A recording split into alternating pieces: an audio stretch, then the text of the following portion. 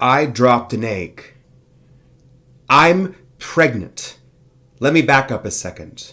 Those two words, one contraction and many more 9 months later, and one word, two syllables that drop into a person's life like a bomb. Sometimes these two words, a contraction and a bomb, are not a bomb but a balm, a welcome shock to a couple who has been desperately trying to conceive. Thought into action, into fertilized egg, into gamete, into warmth, quiet tears, parenthood. Sometimes these two words, a contraction and a bomb, incite fear and panic into the hearts of parents. Parents? Grandparents? A couple not ready to bear new life, or bare their hearts to the concept of a child. And sometimes that contraction doesn't contract. And that bomb doesn't detonate into confetti and diapers and baby showers and midnight feedings. I said that I'm pregnant. A fact patently not true, as I lack the physiology. But in the company of my wife, I'm skirting the issue because between I'm pregnant and I'm not pregnant lies an uncomfortable existential state in our culture. Sometimes the contractions, they go away. Sometimes the bomb doesn't explode. Mothers and fathers, you know what I mean, but implodes.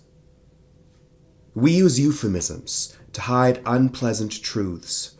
Collective violence, forced collectivism, military action, the final solution.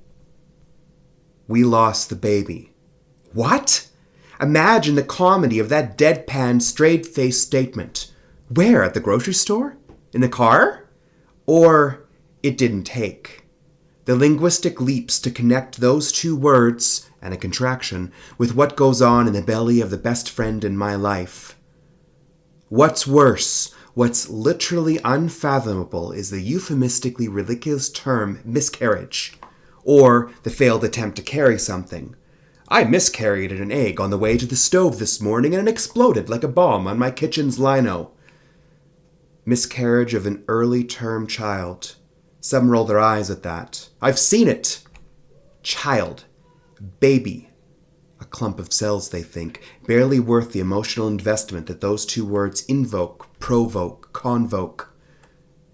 A lesson on Plato. Somewhere out there, in the void, there exists a chair. Not just any chair, but a perfect chair. All chairs are based on this, what we call Platonic Ideal. A thought exercise, perhaps, but to me, those clumps of cells we failed to carry correctly, notice the assignation of guilt, represent the ideal of a child, of a baby. I'm pregnant. A contraction and a bomb, but that phrase is heard, celebrated, feared. An early miscarriage?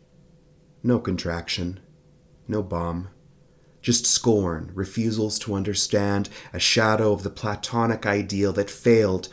No, dear, no blame but imperfect language, that failed to materialize. The world moves on, while I still light a candle for every birthday that passes, without even so much as a birth.